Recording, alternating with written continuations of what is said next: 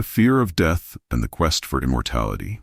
6 days and 7 nights, Gilgamesh knelt beside the body of his friend, refusing to accept what lay before him. The once mighty Enkidu, his equal in strength, his brother in all but blood, now lay motionless, his skin growing cold, his eyes forever closed.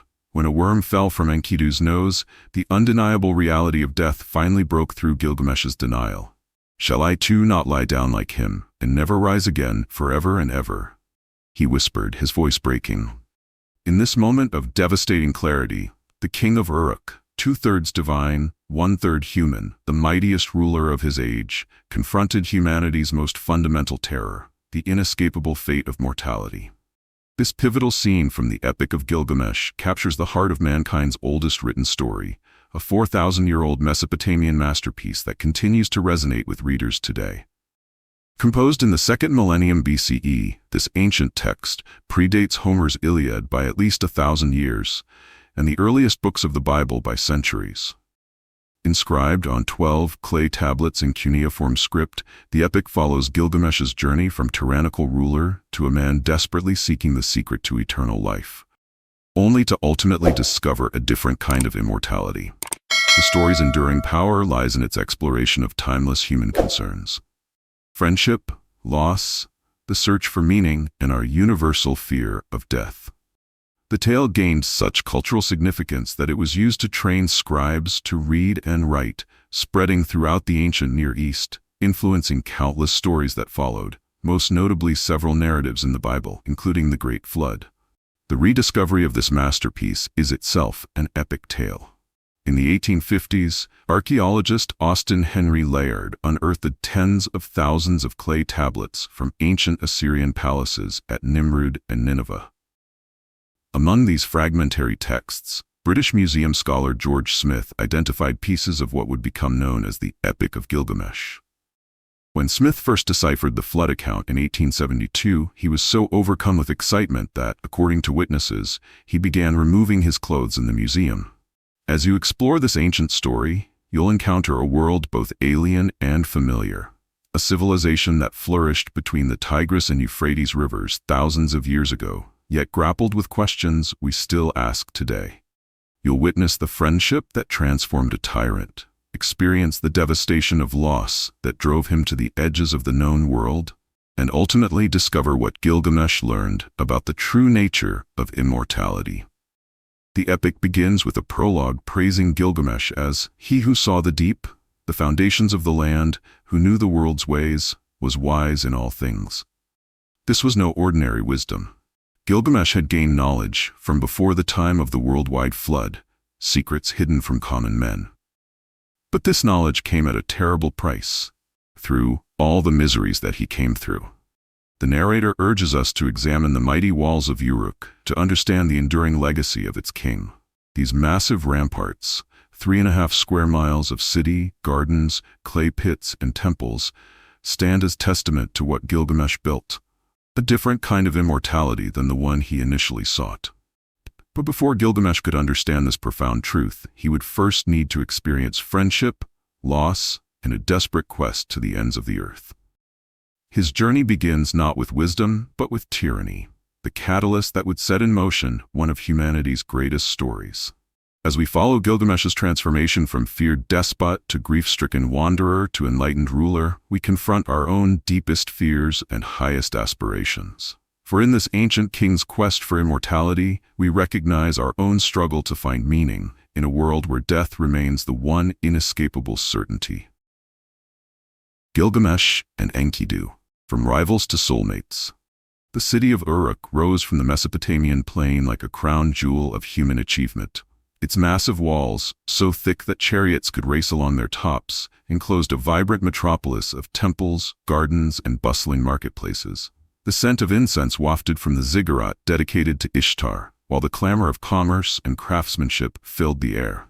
At night, the city glowed with oil lamps as musicians played and storytellers shared tales beneath the stars.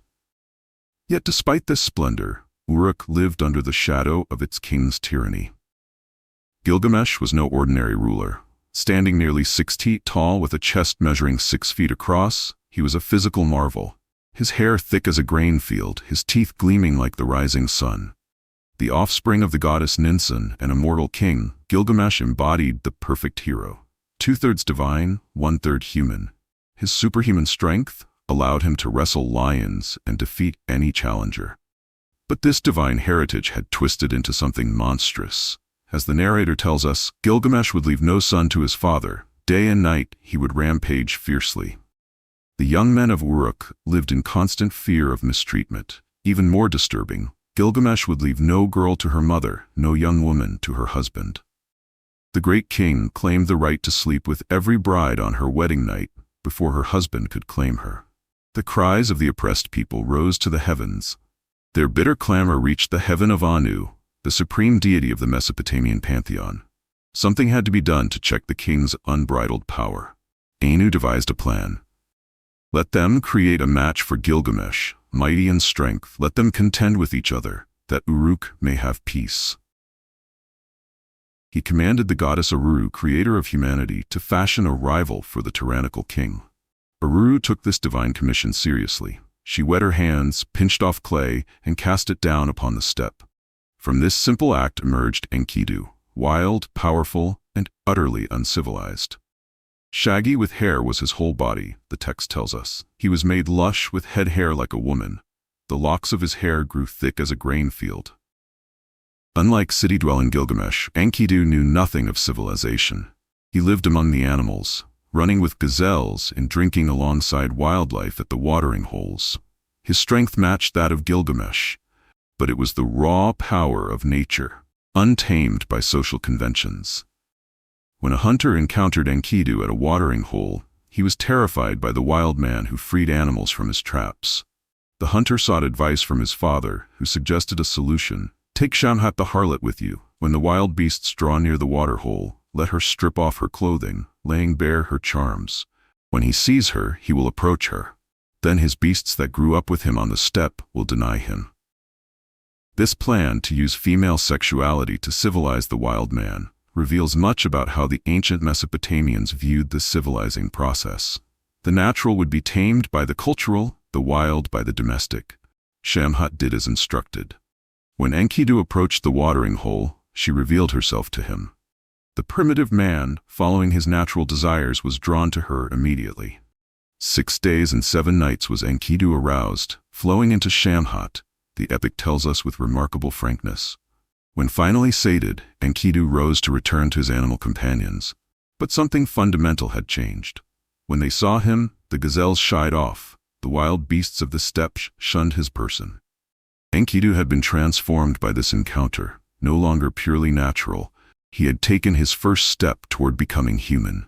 Shamhat observed this transformation and saw in Enkidu's dejection an opportunity. You are handsome, Enkidu. You are become like a god, she told him. Why roam the steppe with wild beasts? Come, let me lead you to ramparted Uruk, to the hallowed temple, abode of Anu and Ishtar, the place of Gilgamesh. This moment marks another crucial step in Enkidu's evolution, the awakening of ambition and purpose. No longer content to merely exist, he now desired to test himself against the legendary king. I myself will challenge him. I will speak out boldly. Shamhat began teaching Enkidu the ways of civilization. She clothed him, introduced him to bread and beer, things he had never before consumed. Enkidu ate the bread until he was sated. He drank 7 juglets of beer. His mood became relaxed, he was singing joyously. Yet with this pleasure came the first severing from his natural roots, a transformation that would eventually lead to his tragic end. Meanwhile in Uruk, Gilgamesh experienced prophetic dreams. He saw a star of heaven fall to earth so heavy he could not move it. His mother, the goddess Ninsun, interpreted this dream. A strong one, a companion who rescues a friend, will come to you. You will fall in love with him like a woman. You will caress him. He will be mighty and rescue you time and again. When Enkidu finally arrived in Uruk, he immediately challenged Gilgamesh's authority by blocking him from claiming a bride on her wedding night. The ensuing fight shook the very foundations of the city. They grappled with each other, crouching like bulls. They shattered the doorpost. The wall shook. Neither man had ever encountered an equal before. Though Gilgamesh ultimately prevailed, the victory was narrow. Instead of punishing his challenger, Gilgamesh was overcome with admiration. Here, at last, was someone who understood him, who could match him. They kissed each other and made friends. This friendship transformed both men. For Gilgamesh, Enkidu represented the first person who could truly understand his strength and the isolation it created. For Enkidu, Gilgamesh offered a path to purpose and belonging in the world of civilization. Their bond went beyond mere friendship. It was a profound connection that completed each man, balancing their excesses and filling their voids. Gilgamesh found in Enkidu the compassion he lacked. Enkidu found in Gilgamesh the purpose he needed. The civilization of Enkidu serves as a powerful metaphor for human development itself, the movement from natural existence to cultural life, with all its benefits and costs. In gaining language, customs, and relationships, Enkidu lost his innocent communion with nature. His transformation asks us, what do we sacrifice to become civilized? What wildness must we tame in ourselves to live together?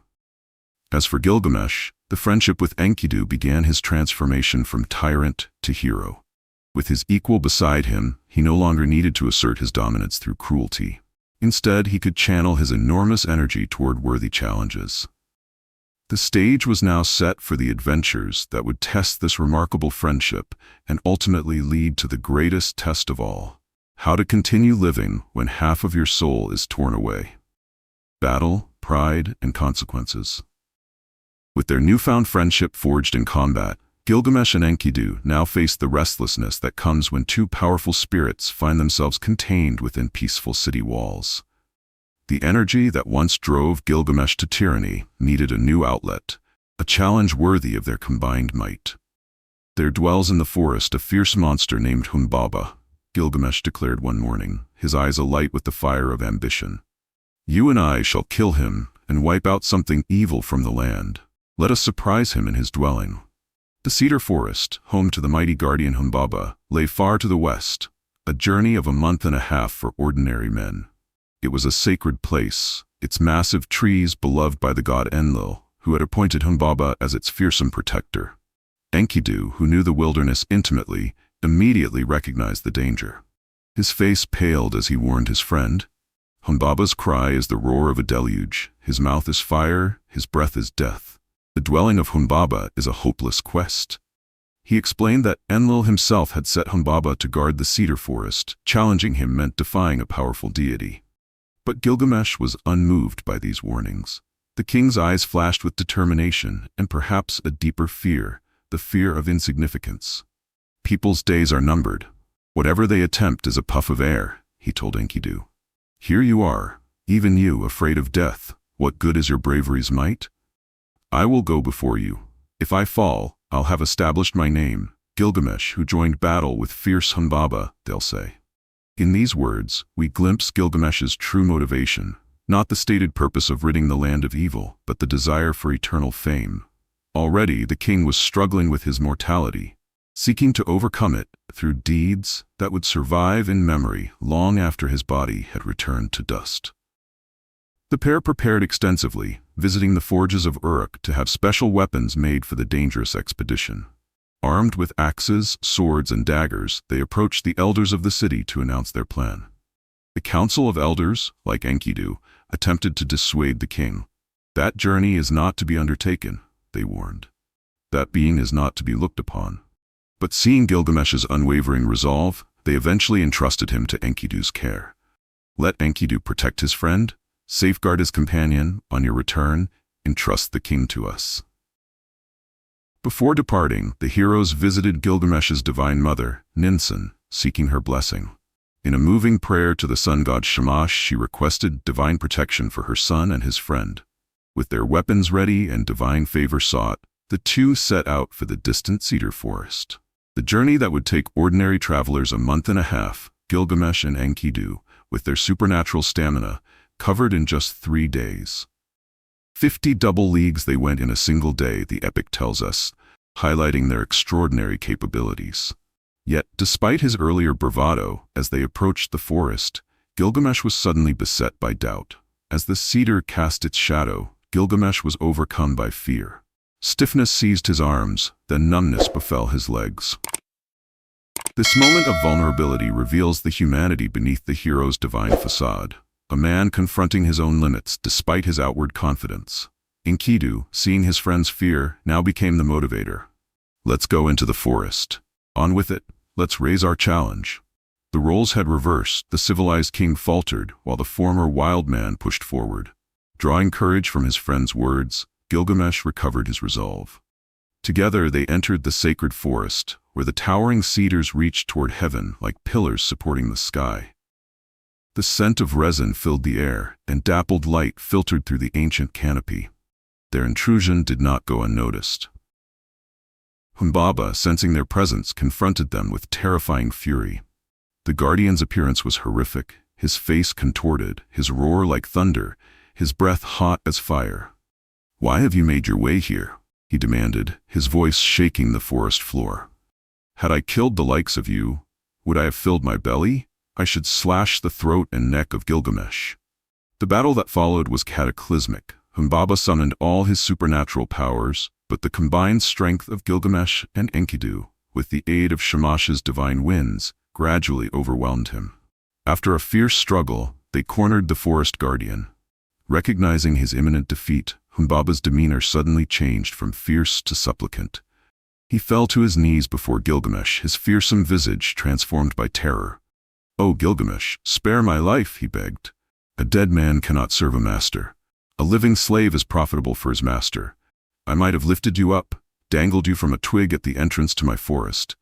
Now I will cut down any cedar you desire." This moment presented Gilgamesh with a moral choice: accept the surrender of a defeated enemy, or execute him despite his pleas. Humbaba's words pierced through to a place of mercy within Gilgamesh. For a moment the king hesitated, perhaps inclined to grant clemency. But Enkidu, perhaps fearing treachery or remembering the intensity of his own fear, urged a different course. "Do not listen to what Humbaba says. Finish him off. Put him out of his existence." Enkidu pressed, his eyes hard. "Establish a reputation for all time." Gilgamesh, who slew Humbaba, swayed by his friend's counsel, and perhaps by the allure of fame, Gilgamesh hardened his heart. He drew the sword at his side. Gilgamesh smote him in the neck. He slew the monster guardian of the forest. With Humbaba dead, the heroes proceeded to cut down the prized cedar trees, planning to float the logs down the Euphrates to build a great door for Enlil's temple, an offering they hoped would placate the god for their trespass. Upon their triumphant return to Uruk, Gilgamesh bathed and donned royal garments, his magnificent form drawing the attention of the goddess Ishtar herself.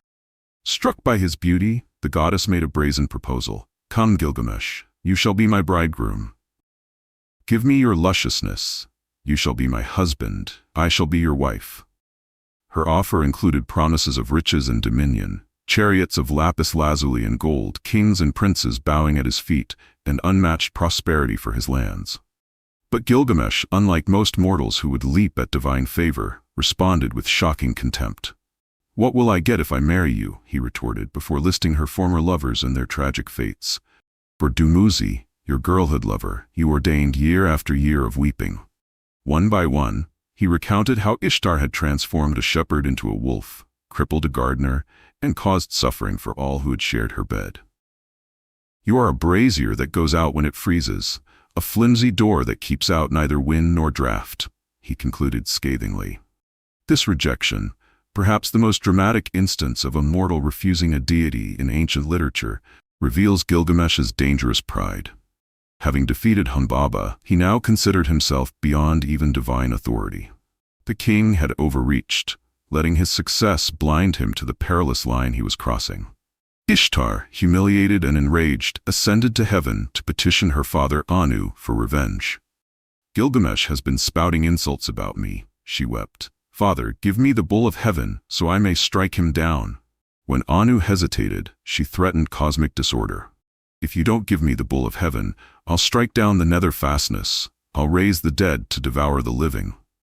Faced with such threats, Anu relented and gave her the bull of heaven, a monstrous creature whose very snort created pitfalls in the earth.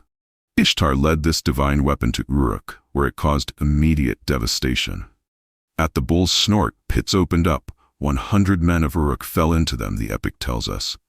Drought struck the land as the bulls sucked up the river water. Yet even against this celestial adversary, Gilgamesh and Enkidu stood firm. Working together with perfect coordination, Enkidu grabbing the bull by its tail, while Gilgamesh delivered the killing blow between its nape and horns, they defeated the divine beast. The victory celebration that followed was tinged with blasphemy. When Ishtar appeared on the city walls, wailing over the bull's death, Enkidu tore off the bull's haunch and flung it at her, shouting, "If I could vanquish you, I'd treat you like this. I'd drape the guts over your arms." That night, as Gilgamesh and Enkidu celebrated their dual victories over Humbaba and the Bull of Heaven, neither realized they had crossed a line from which there was no return. The gods convened in council, and their judgment was severe. For killing Humbaba, guardian of the sacred forest, and for slaying the Bull of Heaven, one of the heroes must die. It was decided that Enkidu, not Gilgamesh, would pay the price. Perhaps because he was created specifically to counter Gilgamesh, or perhaps because his taunting of Ishtar was the final transgression. Whatever the reason, Enkidu was sentenced to death. The heroes' hubris, their belief that they could challenge divine boundaries without consequences, was about to exact its terrible cost. Neither strength nor friendship could shield them from what was to come. And for Gilgamesh, the lesson in mortality would be learned not through his own death, but through the loss of the one person who made his life complete. Loss and the beginning of the quest. That night, while Gilgamesh slept contentedly in his palace, Enkidu was visited by a prophetic dream. He saw the gods in council, Anu, Enlil, Ea, and Shamash, debating the fate of the two heroes who had dared to kill Humbaba and the Bull of Heaven. Their faces were stern, their judgment absolute. "One of the two must die," proclaimed Enlil, his voice echoing like thunder in Enkidu's dream.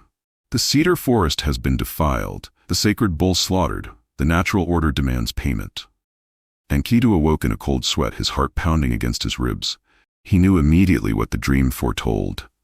Turning to Gilgamesh the next morning, his voice hollow with dread, he shared the terrible vision. "My friend, the great gods Anu, Enlil, and Shamash held a council. Enlil said, 'Because they killed the Bull of Heaven and Humbaba, one of the two must die. And my friend, it is I who must die, not you.' Gilgamesh refused to accept this prophecy. 'Surely your dream is mistaken. The gods would not punish us for destroying evil.' But even as he spoke these confident words, a shadow of doubt crossed his face. That very day, Enkidu fell ill. What began as weakness in his limbs soon progressed to debilitating pain. The day he had the dream, his strength ran out, the epic tells us. Enkidu's illness grew worse.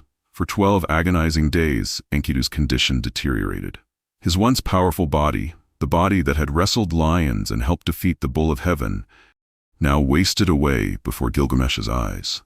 His skin grew pale, his breathing labored. The vitality that had defined him was ebbing away like water into sand. As he lay dying, Enkidu's thoughts turned bitter. He cursed his journey to civilization. The hunter who discovered him, Shamhat who seduced him, the bread and beer that had separated him from his animal companions. "May the hunter not get enough to make a living," he cried out. "May his profit be loss, cut down his take." For Shamhat, his curses were even harsher. "May thorns and briars wound your feet. May drunkards slap your cheek." In his pain, Enkidu blamed those who had drawn him from his simple existence in the wild into the complex world of human relationships and divine politics. But the sun god Shamash intervened, reminding Enkidu of the richness his civilization had brought him. "Shamhat gave you bread to eat, fit for a god.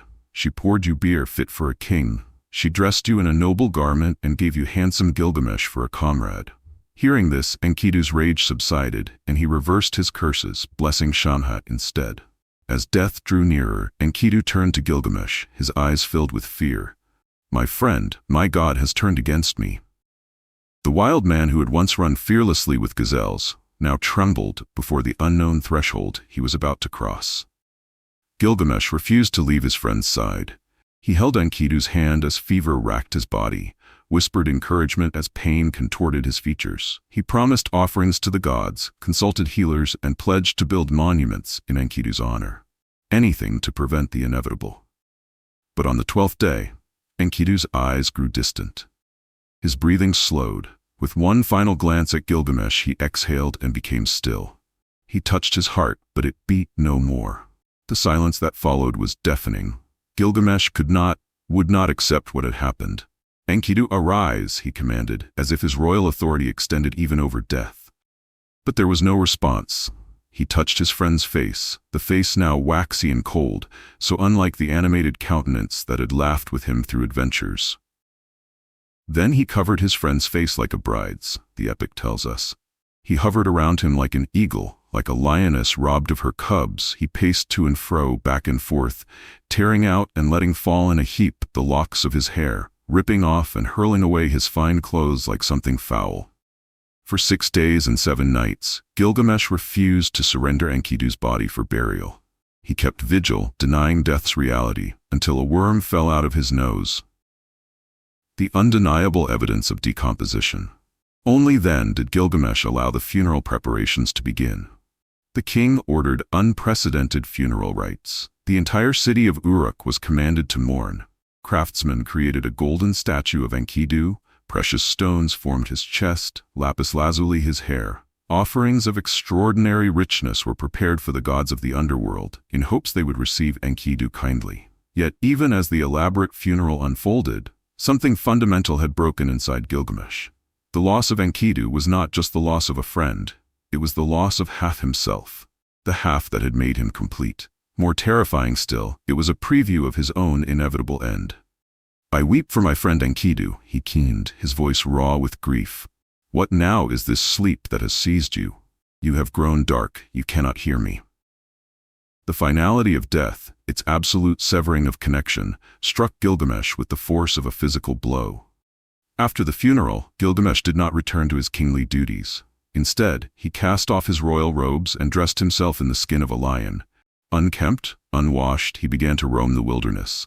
His appearance shocked those who encountered him, his face gaunt, his eyes hollow with a grief beyond words.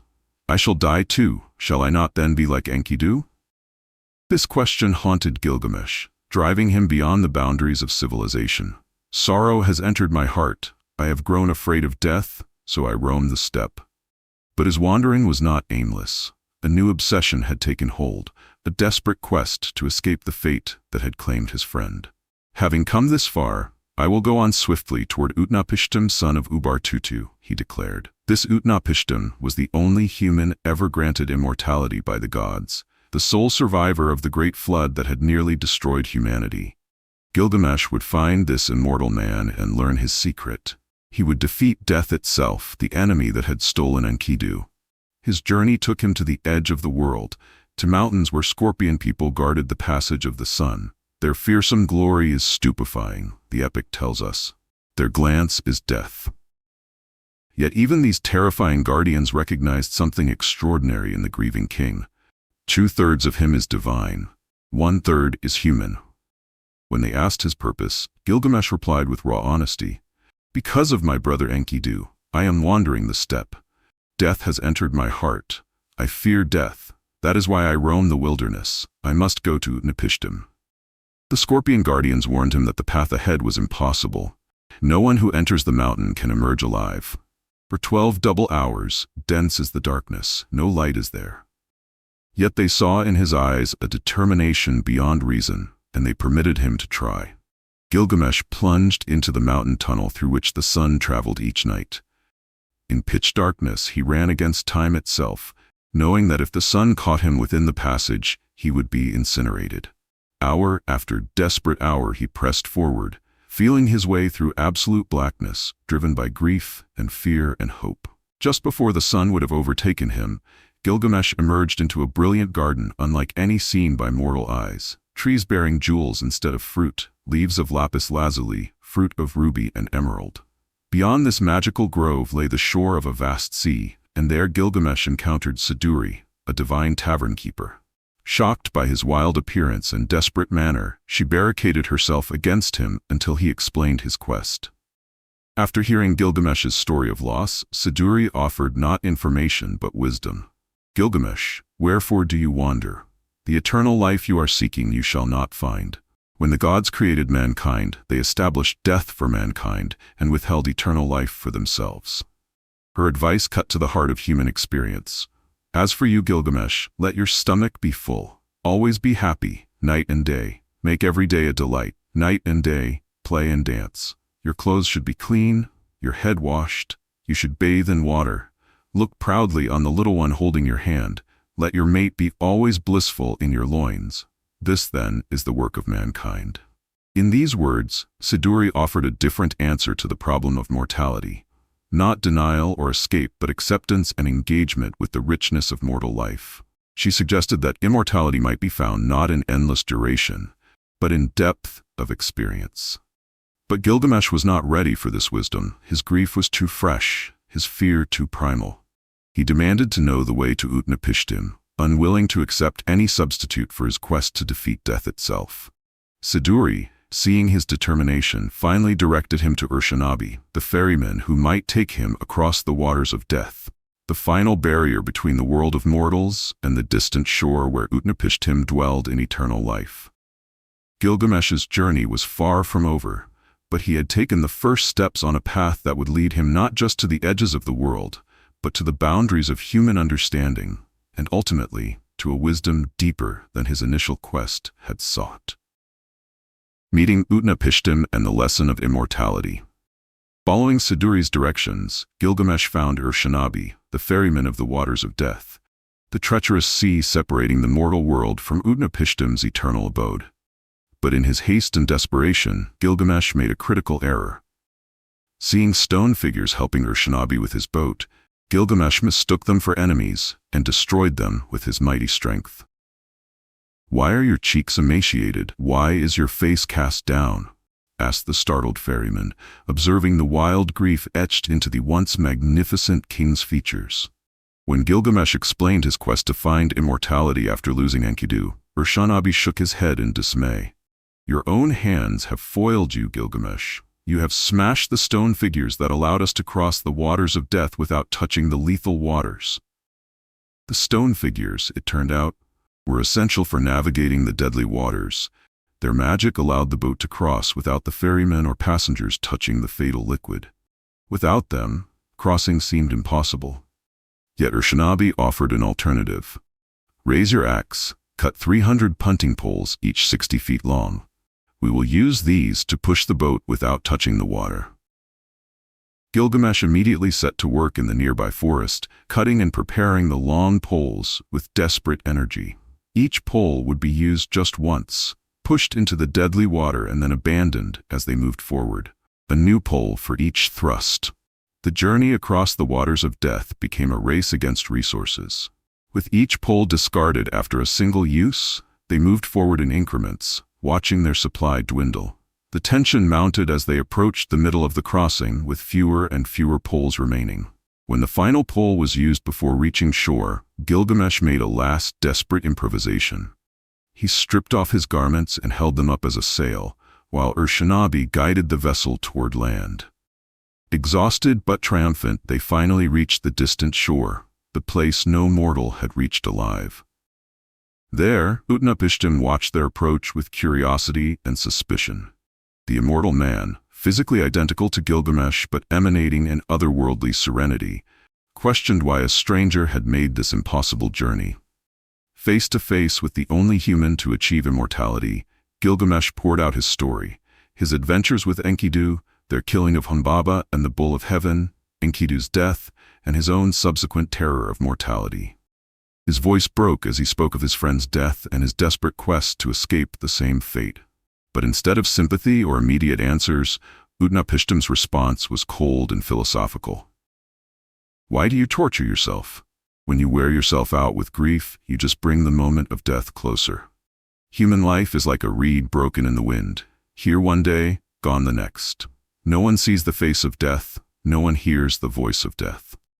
But cruel death cuts off mankind whenever it wishes."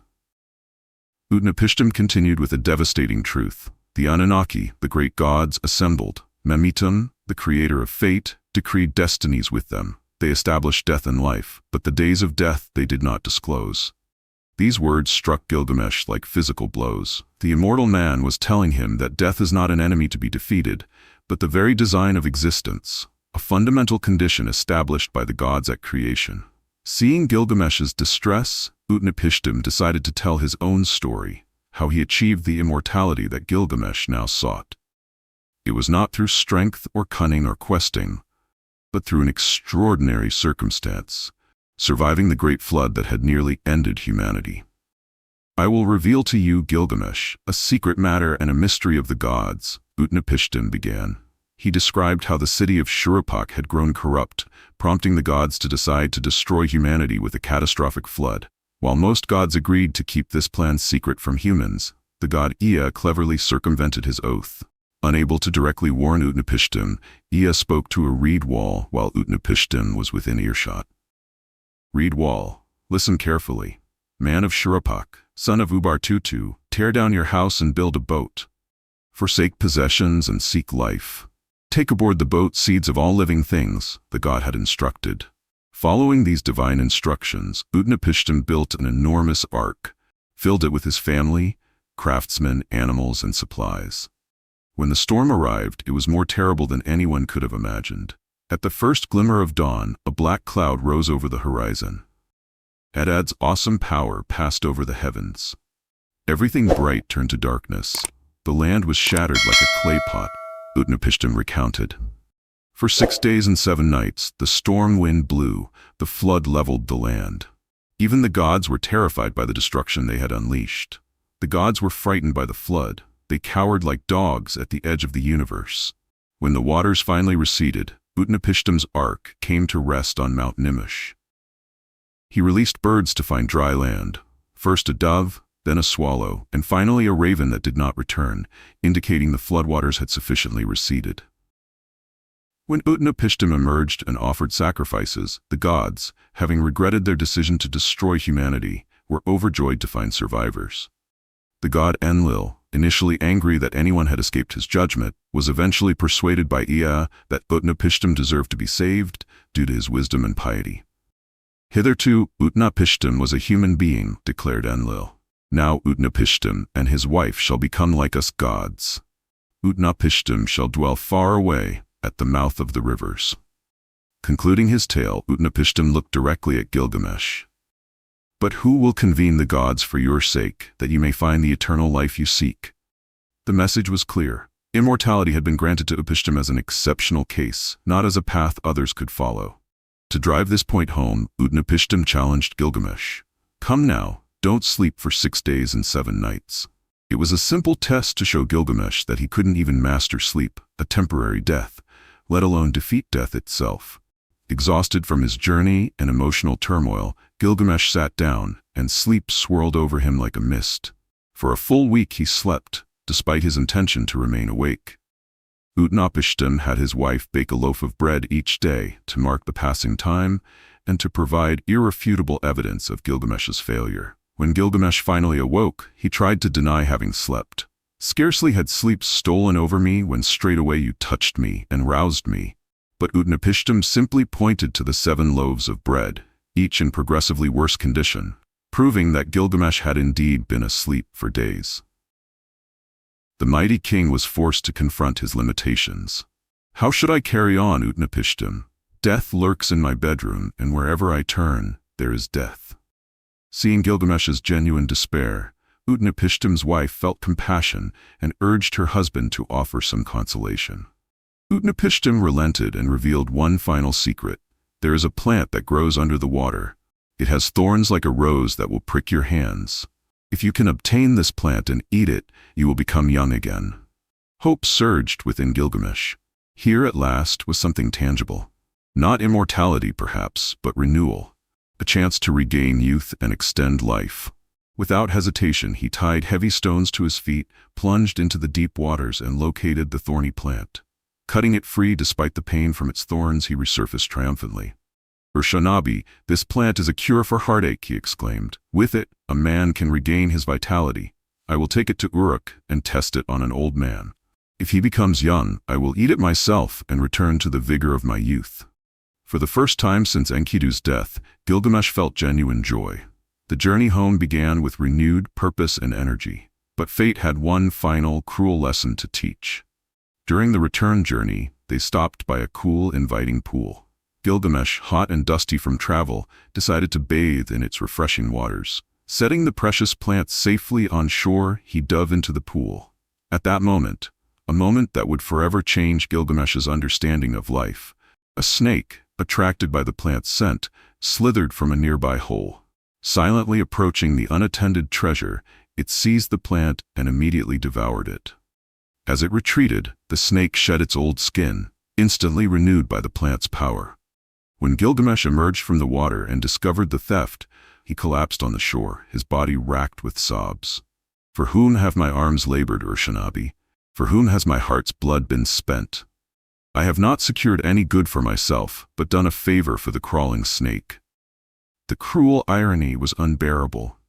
The very symbol of renewal, the snake shedding its skin to emerge anew, had stolen Gilgamesh's last hope for extending his life. It seemed the universe itself was determined to teach him that mortality cannot be escaped. With the plant gone and his quest failed, Gilgamesh had no choice but to return to Uruk and face the life that awaited him, a life now informed by his journey's hard-won wisdom. As they approached the magnificent city walls he had built, Gilgamesh gestured toward them with a new understanding in his eyes. "Look upon these walls, Urshanabi," he said. "Study the foundation terrace and examine the brickwork.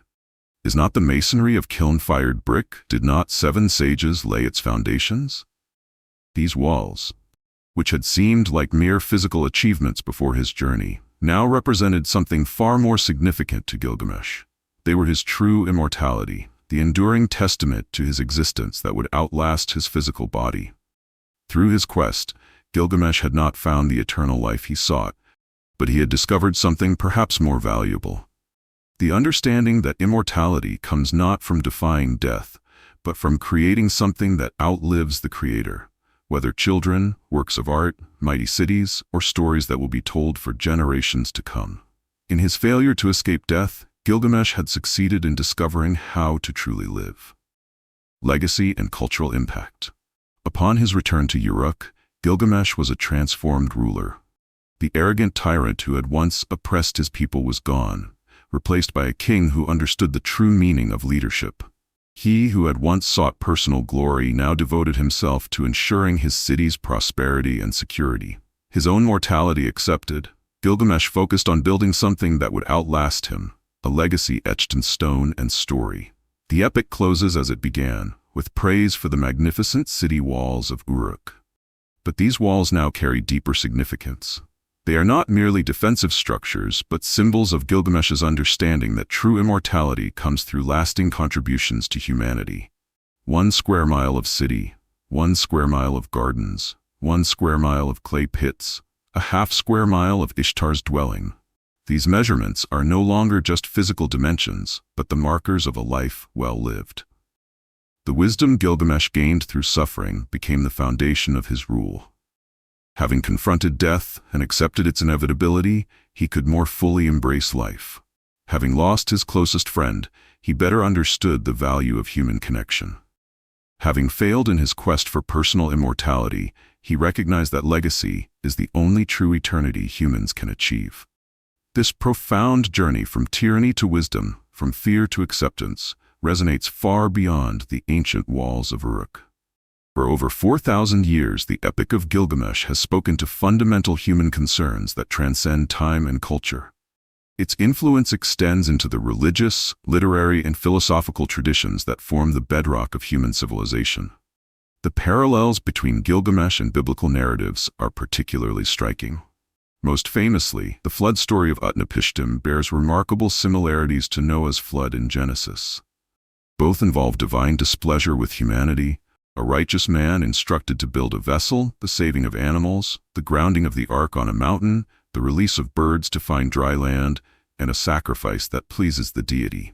These parallels suggest a shared cultural memory of a catastrophic flood event, or perhaps direct literary influence.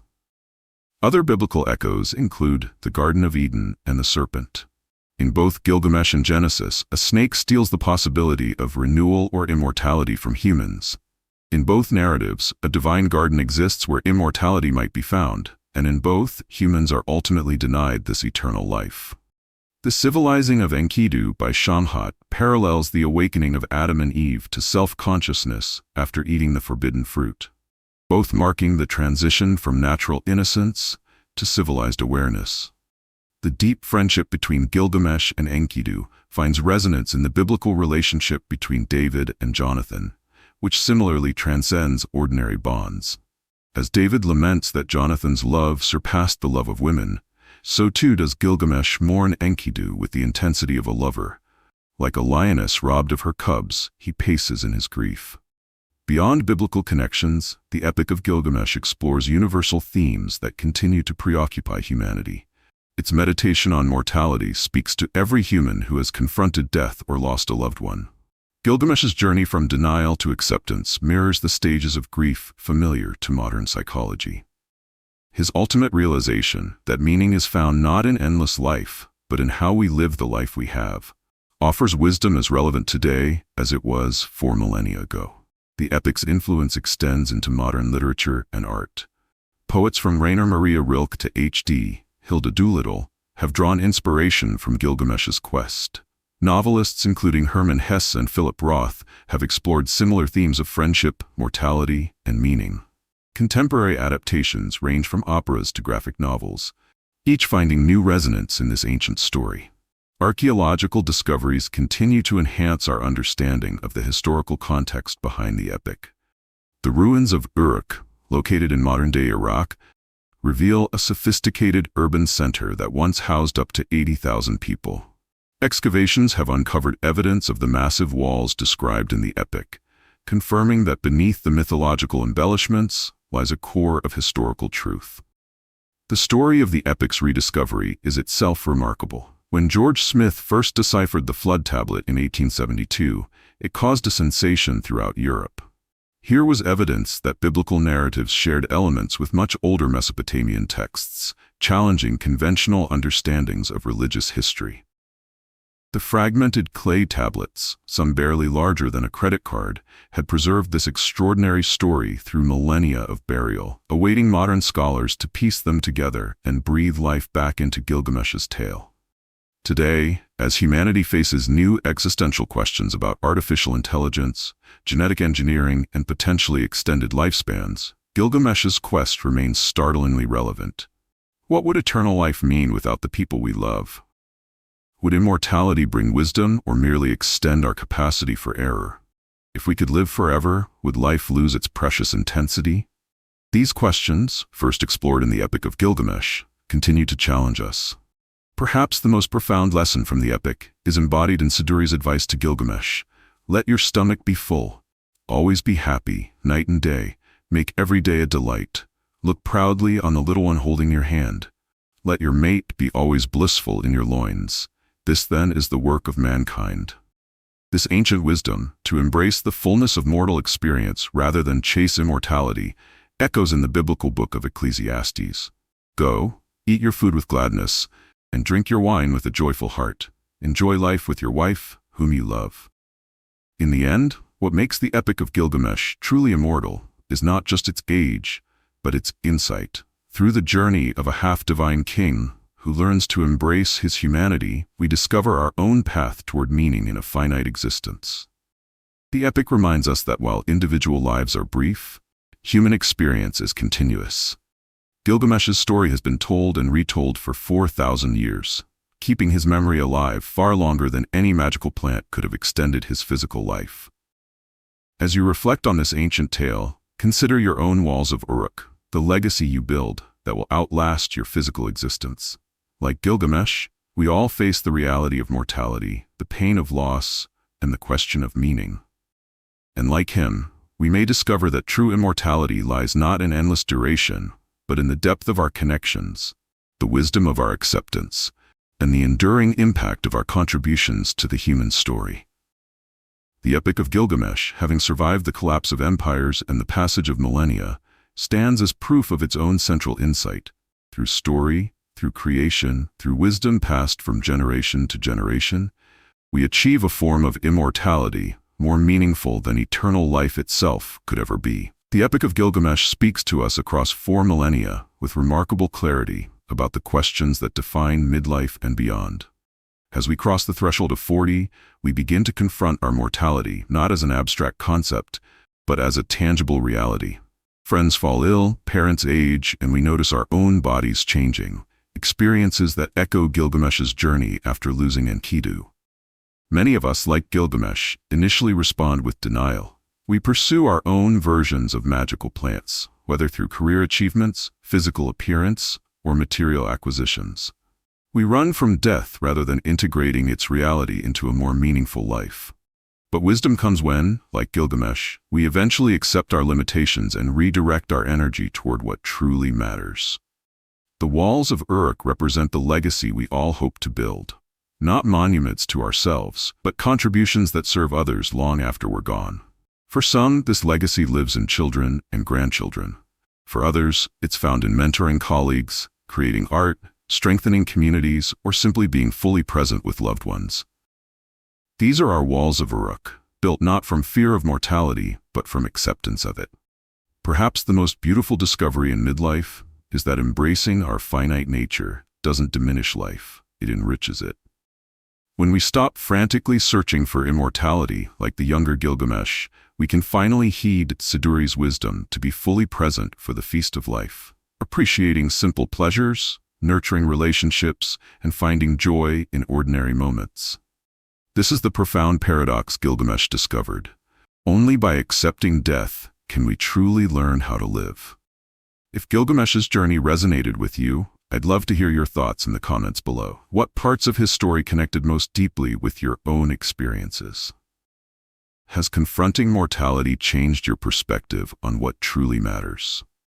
Don't forget to like this video if you found value in it, and please consider sharing it with friends or family members who might be wrestling with similar questions about legacy and meaning. Subscribe to our channel for more explorations of ancient wisdom and its surprising relevance to modern life. We're delving into other foundational texts in upcoming videos, examining how these millennia-old stories continue to illuminate the human condition. Thank you for joining me on this journey through humanity's oldest written story. Until next time, remember to build your walls of Uruk with purpose and presence.